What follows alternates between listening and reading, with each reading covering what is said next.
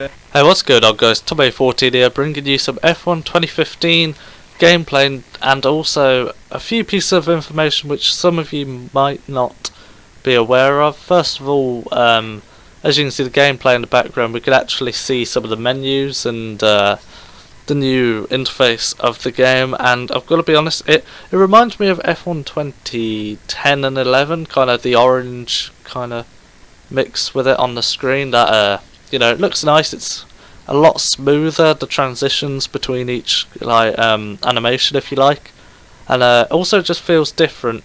Also with the F1 2015 appearing there, as you can see. But yeah, I'm not actually gonna give my opinions on the gameplay because you lot can see that. You can judge for yourselves what you think it's like. But the one thing I will say is, so far, especially even on the wheels, it's been hard to see how the physics are on the game, like the handling of the cars. Because if you've seen Team VVV and Inside Sim Racing's direct feed gameplay of F1 2015, the car in some of the footage there looks incredibly twitchy on power, but it looks twitchy but controllable, which is, I guess, a good thing. But also, as we saw in the Austrian Grand Prix this weekend, if the back end steps out on you, it's pretty hard to catch, as Kimi Räikkönen showed in quite a novice way. But anyway, that's a debate for another day. So the only thing I will say is the gameplay, the visuals do look good. I love them personally, but it's all good at looking good. But I want a better feel from the game, especially the force feedback, which you can actually see in this video. The driver struggles to keep hold of his own wheel. So yeah, anyway, that's that. Also, Codemasters have revealed some supported wheels for the Xbox One and PS4 and the PC, obviously. Now, I'm pretty sure the PC, most wheels and most keyboards and mouses and whatnot will work for it. Although, funnily enough, for PC here, I can't actually I could. Oh, okay, yeah, the rim. Okay, yeah. Sorry, it's double-layered. Yeah, so Thrustmaster, Logitech, Fanatec, through Xbox One controller, 360 controller on the PC. For the Xbox One, you got the Fanatec Club Sport wheel version 2. You got the TX wheel with the different rims. The Xbox One controller, obviously the Mad Catz Pro Racing wheel. But you've also got the Thrustmaster Ferrari 458 Spider Racing, which is, I think it's the cheapest wheel there. I don't know what the Hori Racing wheel controller Xbox One is. I don't know what that is, but either that or the Thrustmaster 458 Spider Racing wheel will be the cheapest. Then PlayStation 4, you've got Thrustmaster T100, T300, T500, T80, and you got Fanatec 911, Fanatec 911, Fanatec 911, Fanatec CSR, CSR Elite, and the Club Sports, both version 1 and 2, as well as the PS4 controller. So, as well as that news, it's been the achievements have been leaked for F1 2015, and judging from the look of the from what we saw in the achievements, it doesn't actually seem like there's going to be a co-op mode, unfortunately, which I know a lot of people like. But you can still replicate a co-op mode. It's just you'll have to do it manually and all that. So like entering it on the computer, which it's a hassle. But if you're that interested in doing it, then I guess that's the way you'll do it. There we are. A lot of the achievements are just doing laps in practice mode. So I think Codemasters are focusing on people actually getting into a time trial or practice and just hammering the laps, getting good at the game. I think that's what they're kind of going for, trying to get people to spend at least 600 minutes out on track. Now, I know 60 minutes is an hour, so 600 minutes would be. I'm not even gonna try to embarrass myself, but that is a lot of time out on track. Also, 500 laps on European track in any game mode, 20 laps on track in each continent in any game mode. So it's focusing on time.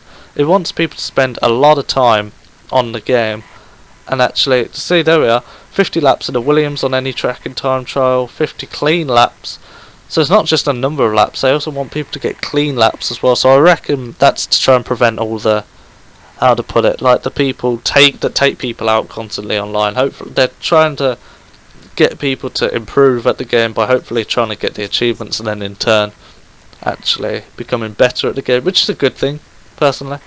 But yeah, judging from the achievements, there's no mention of a co-op mode, which is unfortunate. As one thing I loved in the F1 games, if you couldn't trust the online, which a lot of the time you couldn't, you could just do co-op with your friend and then just do that. That was brilliant. I loved it. I wish I could have recorded some more of that, but hey.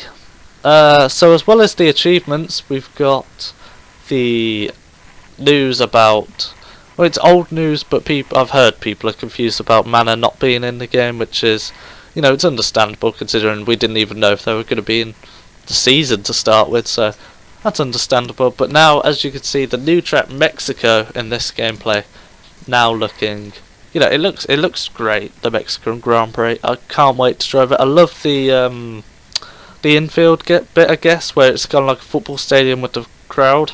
It does look, it has such an atmosphere, and I do hope, like, when you go through there, you could actually hear the crowd, because that's brilliant, because how quiet the cars are nowadays. You know, being able to hear the crowd cheering you as you go past that section, that would be brilliant. But, yeah, it does look good. I believe, in each of these gameplays, the AI supposedly is on, I think, the second hardest or whatever.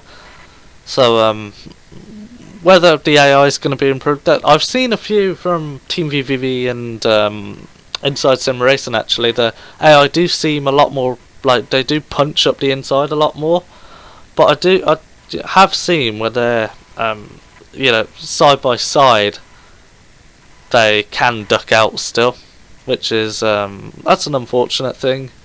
But I'm still not getting myself down on the game. It does look good. I'll still play it. I'll still do the career mode. Not sure whether I'll do too many videos on it, because I might do some online vids, actually. That'd be pretty cool. But, yeah, there's a quick look at the Mexican Grand Prix circuit, as now we see one of the drivers. Maybe, I think it was a driver change, possibly. But, yeah, this is Lewis Hamilton, Monaco. He's stopped conveniently just before the start-finish straight. And now, as we see, he goes on lap 3 of 3. And, as you can see from here, actually, they do have some new, you know, they've blacked out the timings and all that, which was a mod on the PC, but now they've actually applied it to the game, and I prefer that, to be honest. The blue, I didn't think it looked right. F1 2012, I think it could get away with, but then any other F1 game, it just didn't, you know, it didn't work for me. But so as you can see there, for the race winner, there's new animations. They've done new things to the game, like visually. I just hope physically, the way the cars actually drive, they are as hard as, you know, some German press and people have been actually saying. But you know, we can never tell until we actually pick the game up for ourselves, which isn't too long now. Also, the release date, I think's July, middle of July, is it? Yeah, 21st of July, 10th of July, something like that. But yeah, Monaco does look great in this gameplay as well.